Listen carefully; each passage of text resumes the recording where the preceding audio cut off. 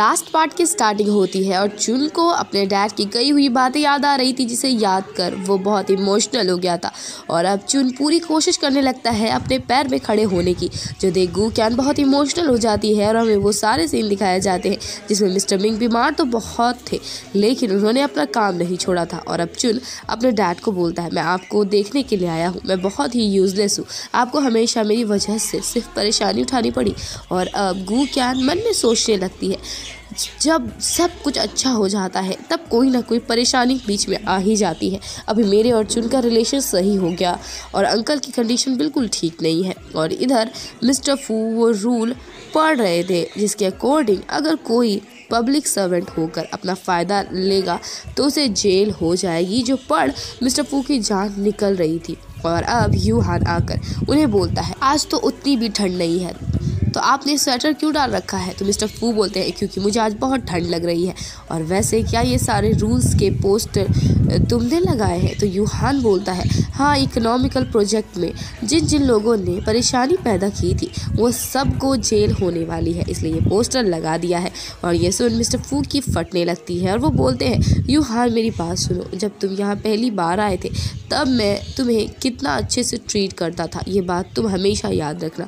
तो यूहान मन में बोलता है, आप मेरे भरोसे के लायक नहीं हो जो मैं आपकी बात मानूं। और इधर हम जियान को देखते हैं जो कि गुंडों से बच के भाग रहा था और उसे याद आने लगता है कैसे वो मिस्टर जून से मिला था, कैसे उन्होंने उसे अपनी बातों में लेकर गू क्यान को स्पाई बना दिया था। और इतने से भी मिस्टर जून का पेट नहीं भरा तो उन्होंने जियान को इकोनॉमिकल प्रोजेक्ट में डाल दिया, जिस बीच जियान से एक बंदे की एक्सीडेंट हो गया और कैसे उसने गू क्यान की बात ना मानकर अपने ही पैरों में कुल्हाड़ी मार ली थी। और अब जियान चिल्लाते हुए बोलने लगता है, मैं तो एक आदमी हूँ, मुझे भी मेरे लिए बेस्ट ज़िंदगी चाहिए थी, मुझे भी अपना करियर बनाना था, मुझे भी सक्सेस होना था, बस मुझे एक लास्ट चांस दे दो भगवान, मैं एक अच्छा आदमी बनकर दिखाऊंगा। और तभी वहाँ गुंडे आ जाते हैं और जियान अगेन भागने लगता है।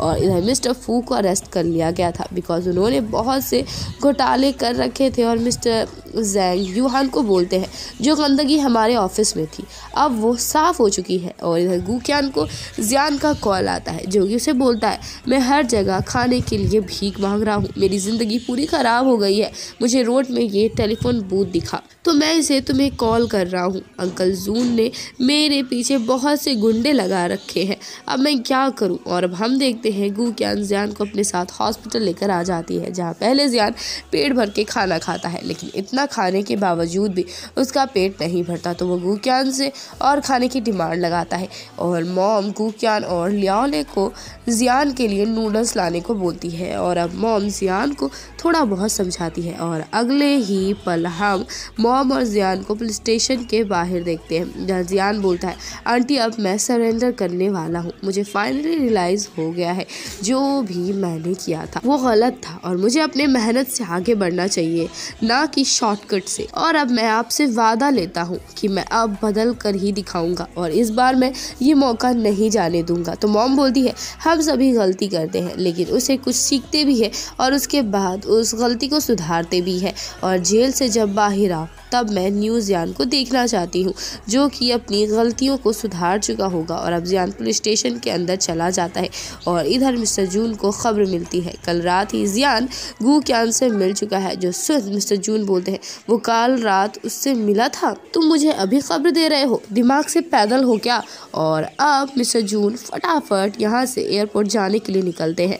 और इधर गू क्यान भी शायद एयरपोर्ट जाने के लिए निकली थी क्योंकि उसको अंदाज़ा था अभी मिस्टर जून उसे कहाँ मिलेंगे। और मिस्टर जून को याद आने लगता है कैसे जब गू क्यान और लियाओले छोटे थे तब वो लोग उनके साथ खेला करते थे। और अब मिस्टर जून को गू क्यान के साथ बिताई हुई सारी मेमोरी याद आने लगती है, चाहे वो मेमोरी में गू क्यान सिर्फ मिस्टर जून को सुना ही रही क्यों ना हो। अब मिस्टर जून शिप जहाँ से निकलती है वहाँ आ जाते हैं बिकॉज वो एयरप्लेन से नहीं बल्कि शिप से ये कंट्री छोड़कर जाने वाले थे। मगर वो देखते हैं गू क्यान उनका ऑलरेडी वहाँ इंतजार कर रही थी और वो गू क्यान को देखते ही वहाँ से भागने लगते हैं। बट गू क्यान बोलती है, आप कब तक ऐसे छिपते रहोगे? तो मिस्टर जून बोलते हैं, तुम्हें कैसे पता चला मैं यहाँ आने वाला हूँ? तो गू क्यान बोलती है, सबको लगा होगा कि आप एयरपोर्ट से जाओगे लेकिन मुझे पता था आप यहाँ ही आओगे, मैं आपको अच्छे से जानती हूँ, अब आप तैयार हो जाओ, जो भी पास्ट में किया है उसकी सज़ा झेलने के लिए। मिस्टर जून बोलते हैं, तुम यहाँ मुझे लेक्चर देने आई हो या फिर पकड़वाने? मैंने तुम्हें कुछ दिन पहले मरने से बचाया था और आज देखो मेरा अपना ही खून मुझे जेल भिजवाना चाहता है। तो गुकियान बोलती है, आपका कोई राइट नहीं बनता खून के रिश्ते को लेकर बोलने का। आपको क्या याद नहीं कैसे आपने अपनी सेल्फिशनेस की वजह से हमें छोड़ दिया था? और जब भी मैं आपके सामने फेस टू फेस खड़ी रहती हूँ मुझे आपका फेस देखकर बहुत गुस्सा आता है। तो मिस्टर जून बोलते हैं, अरे मैं क्या करूँ तो क्या करूँ, तुम तो खुद पब्लिक सर्वेंट बनना चाहती थी, मगर देखो मिंगटियान कॉर्प के शेयर्स के चक्कर में तुम्हें भी वापस मिंगटियान कॉर्प में आना ही पड़ा ना। तो गुकियान बोलती है, आप अपने से ज्यादा पैसे से प्यार करते हो तो क्या सोचते हो बाकी लोग भी आपकी तरह ही होंगे? और मिंगटियान कॉर्प में आने का मेरा सिर्फ यही मोटिव था कि मैं आपको गलत करने से रोकूं। और आपको लगता है आपका खून आपको हर्ट करेगा, लेकिन मैं आपको बचा रही हूँ। एक ना एक दिन आपको भी ये बात समझ आएगी डैड। और ये डैड वर्ड सुन मिस्टर जून हैरान हो जाते हैं और उससे पूछते हैं, तुमने मुझे क्या बोल के पुकारा? तो गुकियान बोलती है, चाहे कुछ भी क्यों ना हो जाए आप मेरे और लियाओले के फादर तो हो ही, और इस बात को कोई झुटला नहीं सकता है। और मुझे याद है बचपन में आप हमें कैसे सब कुछ सिखाया करते थे और आपको मॉम की बनी हुई पोर्क भी कितनी ज़्यादा पसंद थी। तो मिस्टर जून बोलते हैं, पर अब ये सब का क्या फ़ायदा, मैंने बहुत गलती कर दी है। तो गुकियान बोलती है, मैं आपका इंतज़ार करूँगी, चाहे ये इंतज़ार कितना भी समय क्यों ना ले ले। और मुझे यकीन है मॉम और लियाओले भी मेरी तरह ही सोचते हैं। और अब दोनों बाप बेटी एक दूसरे का हाथ पकड़ के चलने लगते हैं। आप यहाँ ये समझ सकते हो कि गुकियान ने अपने डैड को दोबारा एक्सेप्ट कर लिया है। और अब गुकियान मिस्टर जून को पुलिस स्टेशन लेकर आती है, जहाँ मिस्टर जून बोलते हैं, अपनी मॉम को बोलना कि मैंने उनसे माफ़ी मांगी है और मैं एक बार जेल से बाहर आ जाऊँ तब मैं सब कुछ ठीक कर दूंगा। और गुकियान हो सके तो मुझे मिलने आती रहना। और इसके लिए गुकियान मान जाती है। और अब मिस्टर जून पुलिस स्टेशन के अंदर जाकर खुद से सरेंडर कर देते हैं।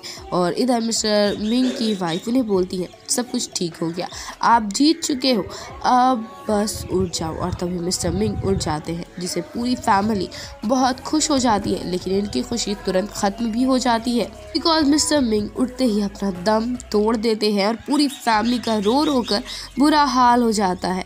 और हम नेक्स्ट सीन में मिस्टर मिंग का फेयरवेल होते हुए देख पाते हैं, जहां चुन उनका दिया हुआ लास्ट लेटर पढ़ता है, जिसमें लिखा हुआ था, मेरी फैमिली के प्यारे लोग और मेरे सबसे ट्रस्टफुल दोस्त गुकियान, जब डॉक्टर ने मुझे बोला मेरे पास कुछ समय ही बचे हैं तब मैं बहुत डर गया था। इसलिए नहीं डरा था बिकॉज मैं मरने वाला था, मैं इसलिए डरा था बिकॉज मेरा करियर किसी दूसरे बंदे का हाथ में चला जाता। लेकिन फिर मैं गुकियान से मिला और मुझे जून और उसके बीच की रिलेशन के बारे में पता चला। और फिर मैंने जानबूझ के गुकियान और जून को एक साथ भिड़वा दिया। और इसके लिए मैं तुमसे माफ़ी मांगना चाहता हूँ गुकियान, और मेरे जितने भी शेयर्स थे अब वो तुम्हारे होते हैं। और मेरे पास एक और इम्पॉर्टेंट चीज़ है जो कि है मेरा बेटा, और मैं चाहता हूँ कि तुम उसे भी अपने पास ही रखो। और अब हम नेक्स्ट सीन में गुकियान और चुन को देखते हैं, जहाँ चुन अपने पैरों पे चल पा रहा था और चुन उसे उसका प्रपोजल एक्सेप्ट करने को बोलता है।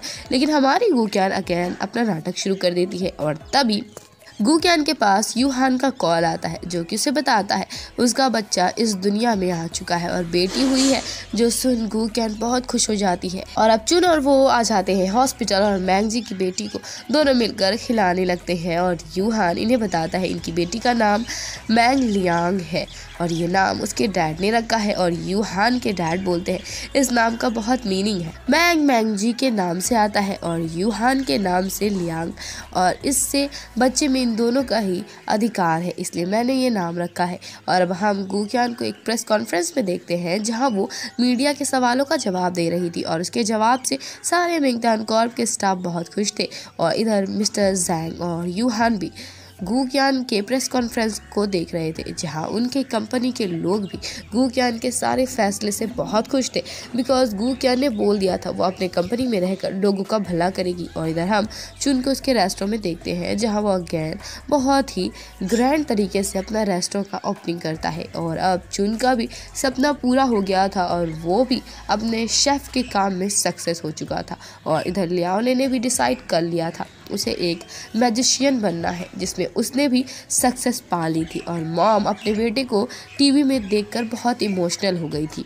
और इधर चुन गू क्यान को बहुत ही प्यारे तरीके से शादी के लिए प्रपोज करता है और सारे लोग गू क्यान को उसका प्रपोजल एक्सेप्ट करने को बोलते हैं। तो श्याओ बोलती है, मेरी प्यारी भाभी, मेरे भाई से शादी कर लो ना। तो गू क्यान बोलती है, मैं तुमसे शादी क्यों करूं? तो चुन बोलता है, मैं तुमसे भीख मांगता हूँ, मेरे से शादी कर लो, तुम्हारा कुछ चला थोड़ी जाएगा। तो गू क्यान बोलती है, तुमसे शादी करके मेरा कोई बेनिफिट भी थोड़ी होगा, इसलिए मेरे को शादी नहीं करनी।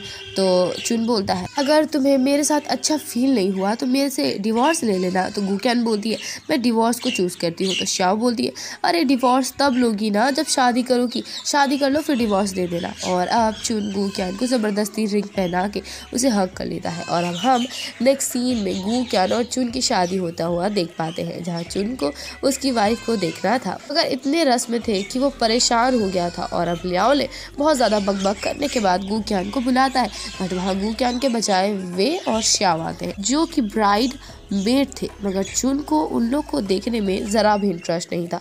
और अब चुन को बहुत ज़्यादा परेशान करने के बाद फाइनली गू क्यान वेडिंग हॉल में आती है, जहाँ चुन उसे देख बहुत ज़्यादा खुश हो जाता है। और लियाओ ने अपनी बहन का हाथ चुन के हाथों में सौंप देता है। और इन दोनों के लिए वहाँ बैठे सारे लोग बहुत ज़्यादा खुश थे। और अब चुन गू क्यान को किस करता है और फाइनली इन दोनों की भी शादी हो जाती है। और अब गू क्यान को अपने बुके फेंकना था, जहाँ श्याओ और वे इसी बात में लड़ रही थी कि गू क्यान उसे बुके देगी तो उसे देगी। और अब गू क्यान अपना बुके फेंकती है, जो कि सीधे जाकर मैंग लियान में गिरती है।